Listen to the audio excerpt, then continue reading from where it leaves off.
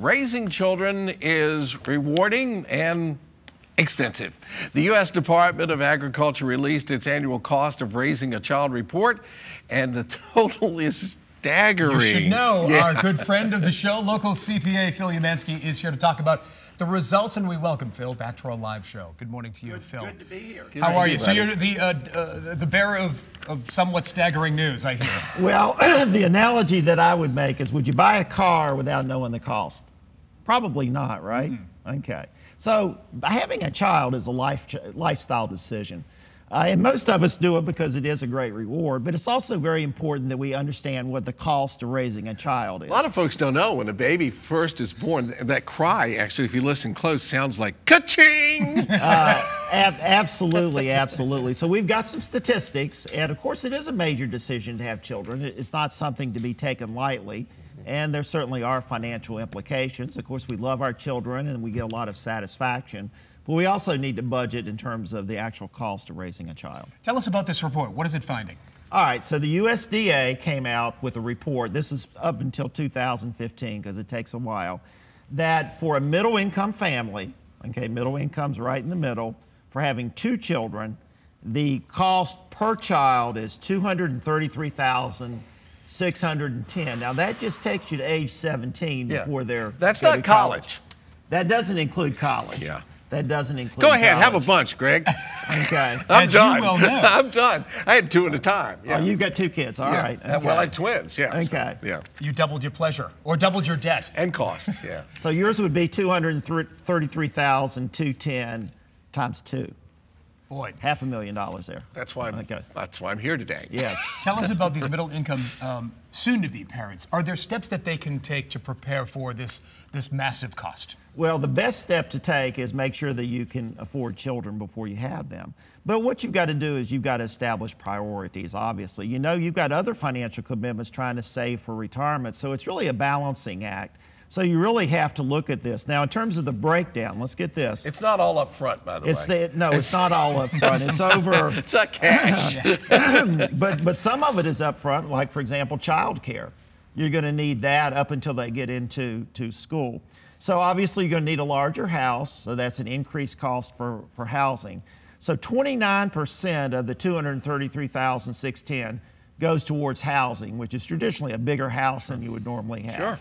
Then you've got 16% on child care and education. Batteries not included. And then we know this. We know this, 18% food. 18%. Only 18%. That's for girls. Boys, it's much more. Yeah, you know, and once they get to like 12 or 13, because they're growing, then they'll eat everything. Jump exponentially. They become eating machines. Absolutely. Yeah. So parents do have to budget for this. Yeah.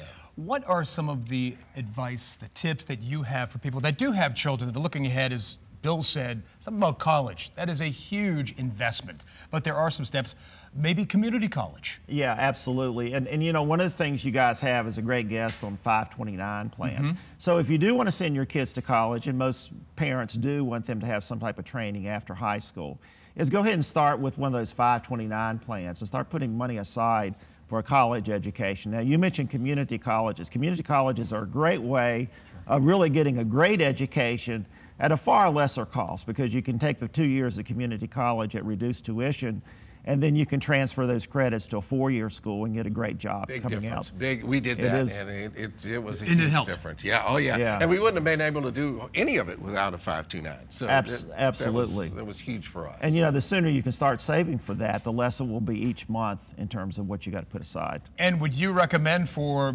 soon-to-be moms and dads to start that now? Investing in that 529 even before you have children? If you can do that, I don't know the technical rules, but certainly at least by the time that they're born, begin the saving process. Absolutely. Yeah, go from the maternity ward to the internet and sign them up. Yeah, and so the one thing I want to emphasize is that you've got children, right, Bill? Yeah. You've got 2.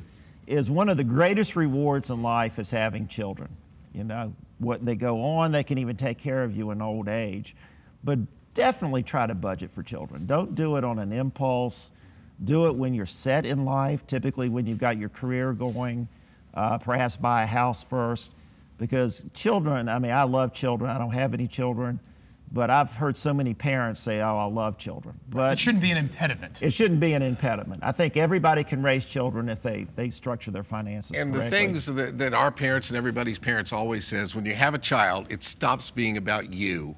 Your whole life focus changes, and financial has to be a big part of that too, because you have to put some of the things you wanted.